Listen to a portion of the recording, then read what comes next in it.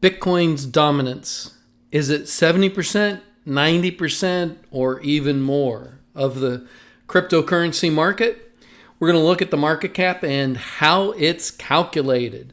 I want to welcome you and thank you for listening to another one of our videos. I hope you are having a fantastic day. Now, I am not a financial advisor. This is not financial advice. This is my opinion. I am not smarter than you. You are smarter than you realize. Do not trust what I say. Do your own research.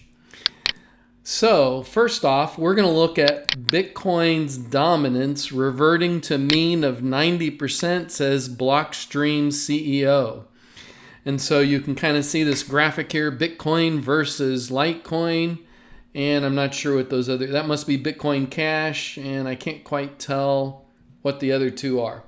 So anyway, Bitcoin, BTC, is reverting to its historical 90% plus market dominance at the altcoin's expense, one of the industry's best known figures has declared. Bitcoin will hit 90% dominance again.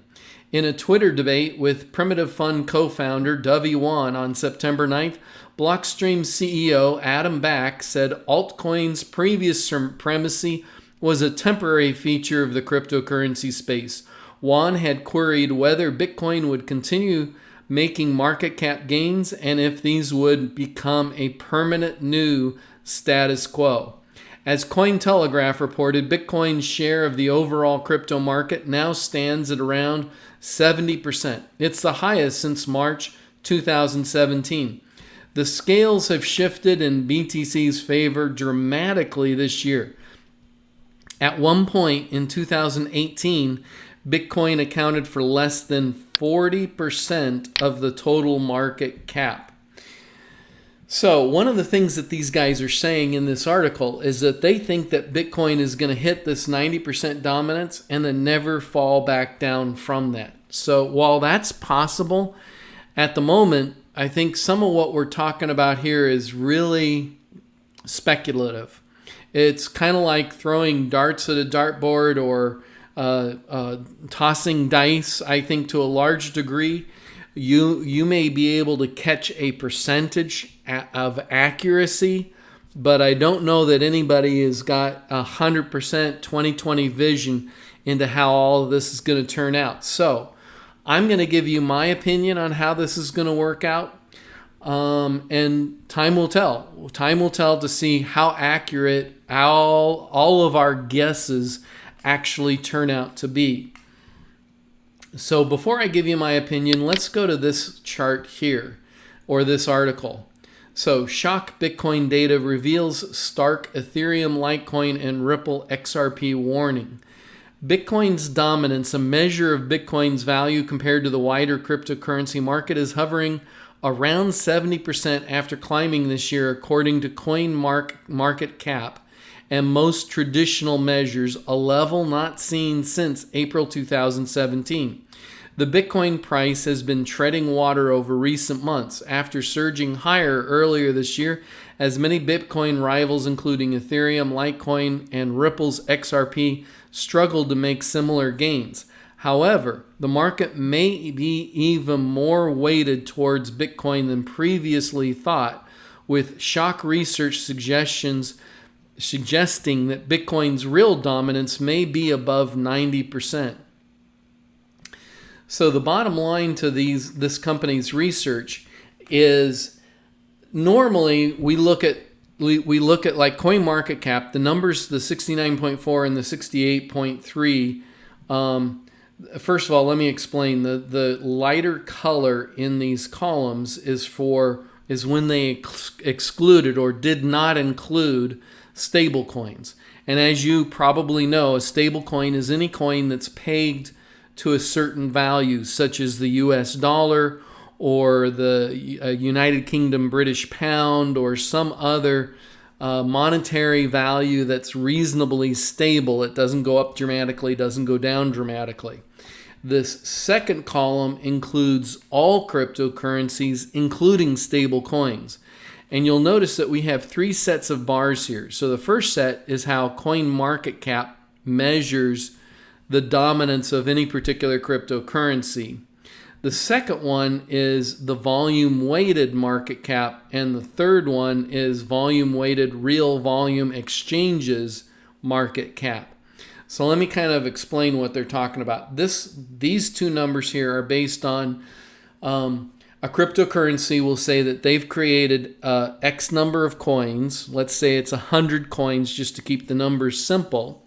And then they multiply it by the last traded dollar amount. So if in our example, we have a cryptocurrency that only has 100 coins. And if the last time that cryptocurrency traded, it traded for $1, then we would say that that coin's market cap is $100. So what they do is they take the total number of coins and multiply it by the most recent price, and that gives them the market cap. Now here's the part that doesn't work very well about that methodology. Now that's how ConMarketCap calculates its dollars. That's where these figures come from. And when you hear people saying at this point in time in today's numbers, today is September 15th, 2019, and they're saying things like Bitcoin has 70% dominance over the entire cryptocurrency market. That's how they're coming to that conclusion. But here's the weakness in that way of calculating it. You could have a company out there that has created, like I could create my own cryptocurrency. We're going to create the Luminate cryptocurrency. And the Luminate cryptocurrency, I could just go in and from day one say, hey, we have 1 billion coins out there. And if I can sell at least one coin for $1, even if that's the only sale that we ever made, so over the next 4 months, nobody else buys it, we sold one coin for $1 to our paid and bought for friend. I mean, who knows how that worked. But because we had a $1 sale and we have 1 billion coins, we would have a $1 billion market cap. And a lot of people don't feel that that is a useful way of measuring true market cap of different cryptocurrencies. And so this one is based off of volume. It's a volume-weighted market cap that was calculated by ConMarketCap. And this one is a volume-weighted real volume exchanges. So let me see if I can find where they explained that. But basically, ConMarketCap is taking a whole bunch of exchanges. And the problem with that is some exchanges don't have very trustworthy dollar volume numbers. And other exchanges have much more reliable numbers. And so this market cap, based off of Bitwise's research, is one that's using much more trustworthy exchanges to come up with their numbers. And according to their numbers, we're seeing Bitcoin either at a 91.4 or 92.4% of percent dominance compared to all other cryptocurrencies. And that may be a more accurate way to measure it, because they're actually measuring it based off of the volume of coins traded from person A to person B, and then they're eliminating cryptocurrency exchanges where they think that the volume traded on that exchange has been fudged somewhat. And so there's a number of different people that feel that this is a pretty accurate number. So regardless of which number that you're thinking about, this guy, where was his name?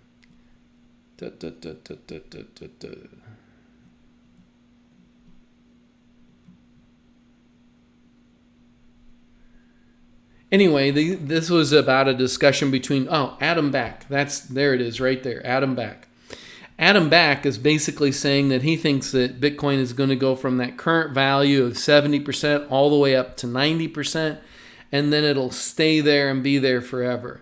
While I agree with him that in the short term, I think the Bitcoin market cap is going to continue to rise, I'm not sure if this version of the market cap will actually get to 90%. because it's so easy for somebody to just come out with a new cryptocurrency, say that we've got 10 billion coins, and just get a few things trading for a low amount of money, and boom, they've adjusted the entire market cap, and all of a sudden that cryptocurrency is popping up way higher in its market cap value than it probably should be. Whereas I think this is giving us a true measure of coins that are exchanged or traded between people.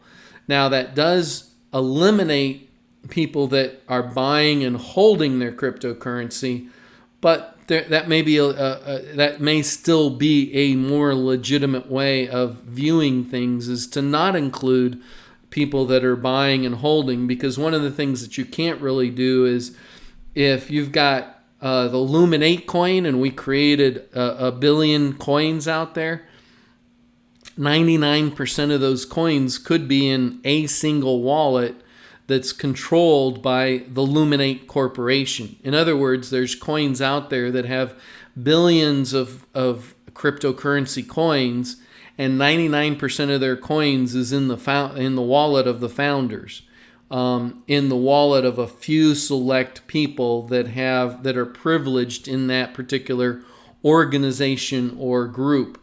And as a result, they have a disproportionate number of coins, and the only reason why they're holding on to them is because currently there's no market for them to sell them. If they tried to put those billion coins on the market, there's nobody out there that would buy them, because there's not enough people interested in coin XYZ, whatever it happens to be. Anyway, I've kind of rambled on for a little bit on that point.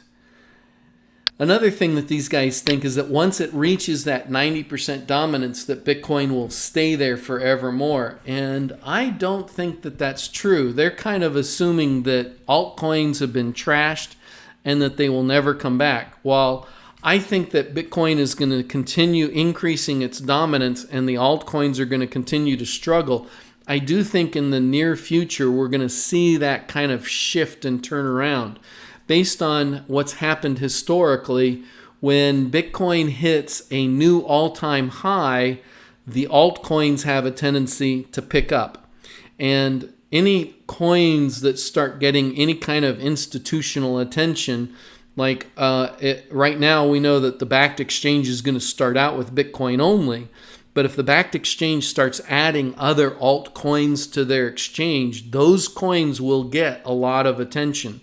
And those coins will see a significant increase in their value, in their trading volume, in their dollar amounts. And so I really think that as the backed exchange starts introducing new cryptocurrency to the backed exchange, that those will be coins to pay a lot of attention to. Also, as we've seen in the past, when Binance or Coinbase or any one of these large exchanges are adding coins to their exchanges, those coins enjoy a really quick pump and jump significantly in price just before getting added, and then during the days just after getting added, they go up quite a bit. Some of them will drop down after that, but a lot of them will come to rest at a new all-time high. And so I think once Bitcoin hits the previous all-time high of $20,000 and starts passing that $20,000 mark, I think we're going to see an altcoin rally, and I think the altcoins are going to start going up. Again, this is just my personal opinion. This is not financial advice. And I feel like this is kind of like just throwing the dice, because who knows who's going to accurately predict this. Anyway, I think once we see Bitcoin hit that $20,000 mark, I think we're going to start seeing the altcoins waking up, and I think that several of the altcoins, especially the ones that have adoption, a stronger use case, and are conspiracy resistant, that contain those three valuable attributes, I think those coins in particular are also going to start taking off in a dramatic way. But time will tell. We won't know for sure until it's all written in the history books. So while I find the article here interesting, there are points where I don't completely agree with them, and I think things will kind of go a different way. Anyway, as always, how can I be of service to you? If you have any questions, if you want to politely disagree with what I've said, please do so down below in the comments. And in the meantime, like, subscribe, and hodl. Have a great day. We'll talk to you later.